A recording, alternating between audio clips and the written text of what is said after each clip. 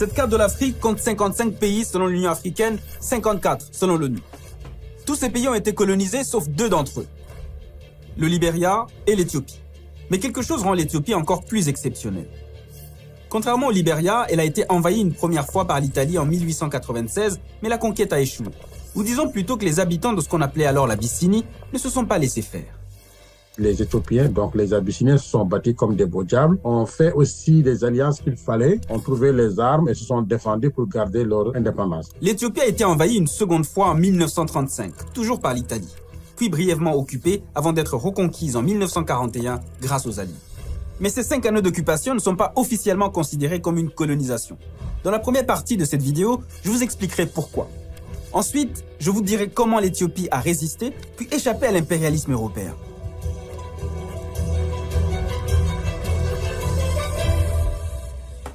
Pour mieux comprendre, il est d'abord crucial de définir ce qu'est une colonisation.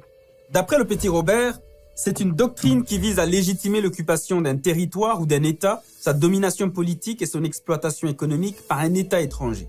À partir du XVIe siècle, la notion de colonisation acquiert une reconnaissance juridique. Elle devient alors une politique d'expansion pratiquée par certains États à l'égard de peuples moins développés, obligés d'accepter des liens plus ou moins étroits de dépendance. Jusqu'ici, l'Éthiopie de 1935 à 1941 semble effectivement correspondre à la description d'une colonie, puisque l'Italie de Mussolini va l'envahir en 1935 pour étendre son empire colonial en reliant ces 2 colonies d'alors, l'Érythrée et la Somalie, pour former l'Afrique orientale italienne. Mais il y a un petit problème. Après la Première Guerre mondiale, les règles changent, et le droit aussi. En 1935, on ne peut plus coloniser un État indépendant membre de la Société des Nations, l'ancêtre de l'ONU. C'est notamment ce que stipule l'article 10 du pacte de la SDN. Les membres de la société s'engagent à respecter et à maintenir contre toute agression extérieure l'intégrité territoriale et l'indépendance politique présente de tous les membres de la société. Or, tout comme l'Italie à cette période, l'Éthiopie est non seulement indépendante, mais elle est aussi membre de la SDN. L'invasion italienne suscite d'ailleurs une indignation mondiale et est aussitôt condamnée comme une violation du droit international. L'Italie se voit même imposer des sanctions économiques. Et c'est à ce moment-là que, se sentant trahie, elle tourne le dos à la France et au Royaume-Uni pour s'allier à l'Allemagne nazie, ce qui change complètement la donne, selon l'historien Amadouba.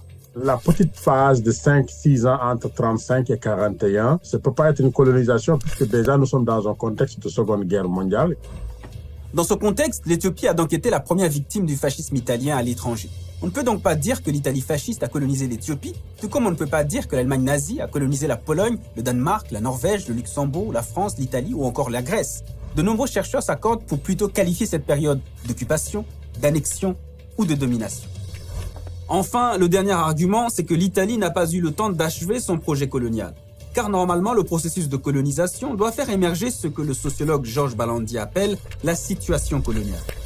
Une colonisation demande une certaine acceptation de certaines personnalités à l'intérieur pour travailler avec le colonisateur, notamment l'administration, la gestion, comment gérer toute une colonie. Donc l'Italie n'a pas eu cette possibilité-là, même si l'Italie a voulu, à partir de l'Érythrée, le faire en Éthiopie, ça n'a pas du tout fonctionné, d'autant plus que l'Italie était combattue par les autres forces européennes. C'est ainsi que les troupes franco-britanniques ont repris Addis Abeba en 1941 et ont rendu l'Éthiopie à l'empereur Haïlé Sélassié.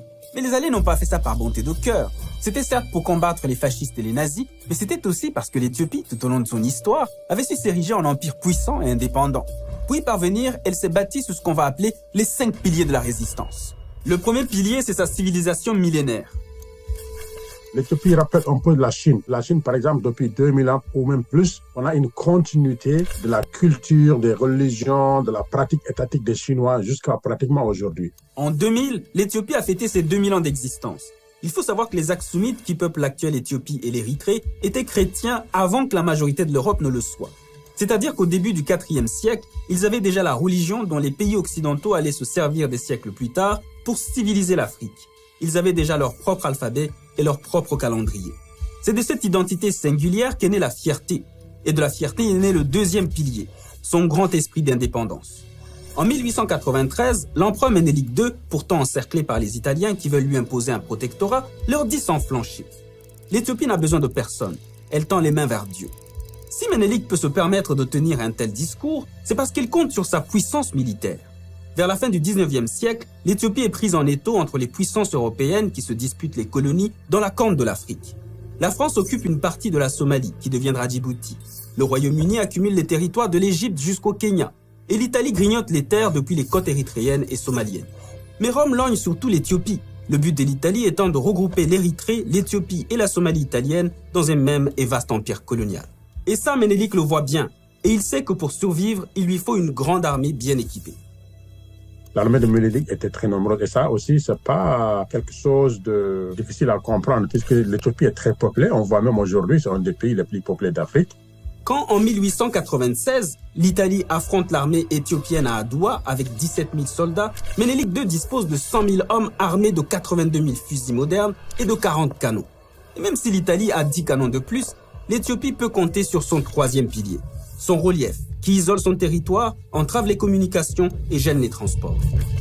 Nous sommes dans des régions où il y a des montagnes, où il y a des fleuves, où il y a des barrières, il y a des forêts vraiment difficiles pour des armées qui viennent d'arriver, qui ne maîtrisent pas la région. L'armée éthiopienne bénéficie également de nombreux espions érythréens prêts à renseigner les troupes de l'empereur sous les mouvements de l'ennemi. En revanche, les Italiens ont des cartes approximatives, s'égarent continuellement et doivent affronter l'hostilité d'une population unie face à l'envahisseur étranger. La bataille d'Adoua se termine par une écrasante victoire des Éthiopiens. Au cours des combats, plus de 40% des soldats italiens sont tués ou blessés. Le 26 octobre 1896, l'Italie est obligée de signer le traité de paix d'Addis Abeba qui reconnaît la complète indépendance de l'Éthiopie. D'où son quatrième pilier, sa prestigieuse victoire sur les Italiens. Car c'est après cette victoire d'Adoua que les autres nations accordent à l'Éthiopie toutes les marques de respect, la traitant plus ou moins comme leur égale au moment où les puissants impérialistes assiègent les autres pays africains. Mais cela n'est pas suffisant pour décourager les appétits expansionnistes des puissances européennes. L'Éthiopie va donc surtout s'en sortir grâce à son cinquième et dernier pilier, sa grande agilité diplomatique. Dès 1923, elle profite de son aura internationale pour adhérer à la Société des Nations. C'est cette SDN qu'elle appellera au secours en 1936 lorsqu'elle perdra sa deuxième guerre contre l'Italie.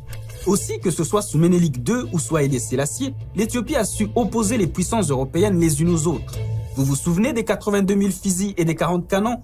Eh bien, Ménélique II les a achetés aux Français et aux Russes pour vaincre les Italiens à Adoua en 1896. En 1902, il a fait appel aux Anglais contre les Français qui voulaient lui couper l'accès à la mer via Djibouti. Et en 1941, Haïlé Sélassié s'est allié aux Français et aux Anglais pour chasser les Italiens d'Éthiopie. Tout ce jeu diplomatique a été facilité par un facteur important. Les grandes puissances impérialistes ne voulaient pas que l'une d'entre elles s'empare totalement de l'Éthiopie. Ni l'Allemagne, qui soutenait l'Italie, ni la France, ni le Royaume-Uni n'auraient accepté que l'une de leurs rivales prenne entièrement possession de ce territoire stratégique. C'est pour toutes ces raisons que l'Éthiopie a survécu à la colonisation. Mais si elle a pu résister, pourquoi les autres empires africains ont courbé les chines? Cette vidéo ne donne qu'un bref aperçu de la riche histoire des empires africains avant la colonisation. Pour en savoir plus, regardez cette autre vidéo. Mais n'oubliez pas de vous abonner à notre chaîne AJ+ Français.